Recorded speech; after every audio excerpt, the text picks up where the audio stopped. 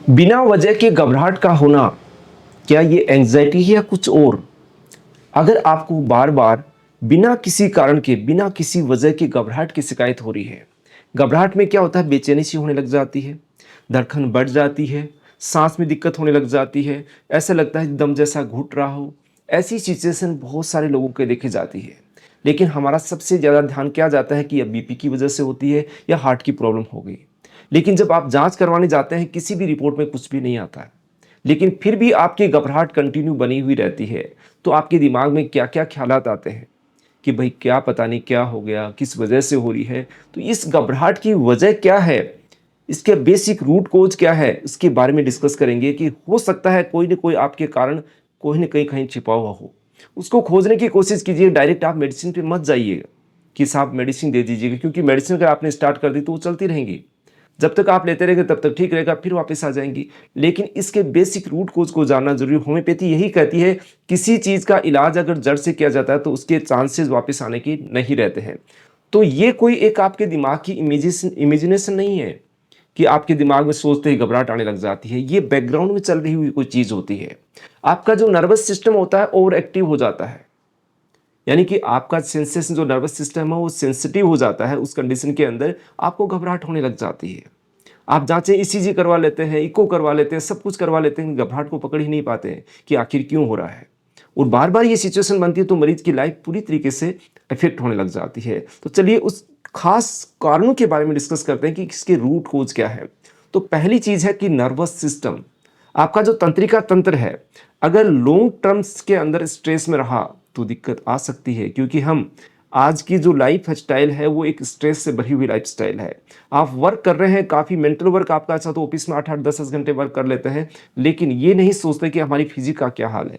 तो फिजिक के अंदर इम्बेलेंसेज स्टार्ट हो जाते हैं, उस चीज़ को वो चीज़ बैलेंस नहीं कर पाती है, तो कहीं ना कहीं बैकग्राउंड के अंदर एक स्ट्रेस क्रिएट होने लग जाता है। वो स्ट्रेस कहीं ना कहीं घबराहट के लिए जिम्मेदार हो सकता है।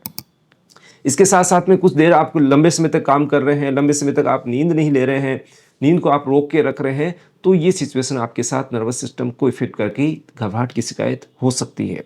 सेकंड चीज आता है कि सप्रेस्ड इमोशंस। कुछ लोग कहते हैं कि साहब मैं तो बहुत मजबूत आदमी हूँ, मुझे छोटी छोटी चीजें इफेक्ट नहीं करती, इमोशंस से इफेक्ट नहीं करते हैं, तो वो अपने गुस्से और डर को अंदर अंदर दबा के रखते हैं, सप्रेस करते हैं। अगर लगातार अपने इमोशंस को सप्रेस करेंगे तो कहीं ना कहीं उसका साइड इफेक्ट के रूप में घबराहट की शिकायत आपको हो सकती है। तो इस चीज को भी आप सोचिएगा।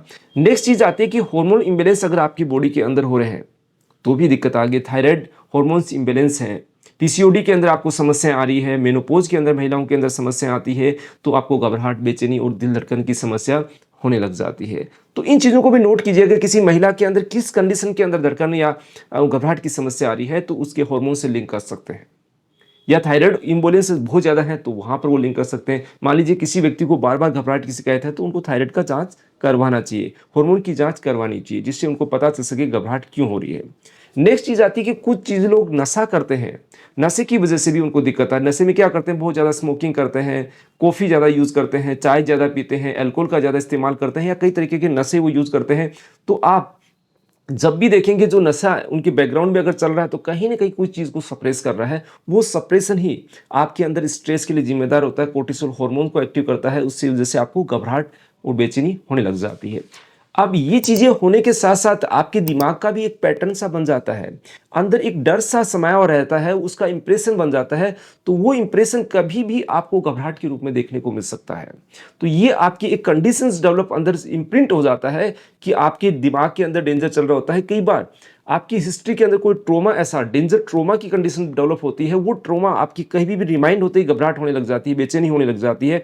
ऐसी सिचुएशन के साथ इमोशनल कोई ट्रोमा है वो भी आपको याद आ जाता है या आपके बैकग्राउंड में आ जाता है, तो आपको ये दिक्कत स्टार्ट हो जाती है। तो आपको क्या होता है, घबराहट के साथ आपको बेचैनी होती है, मन नहीं लगता है, आपकी किसी चीज़ को कुछ करने की इच्छा नहीं होती है, आपको सांस लेने में तकलीफ होने लग जाती है, दिल तेज के साथ धड़कने लग जाता है। तो आपका दिमाग यही जाता है कि मेरे को तो हार्ट की समस्या हो गई। बार बार आप हॉस्पिटल जाते हैं, बहुत सारे पैसा उसके ऊपर खर्च करते हैं, जांचों पे खर्च करते हैं।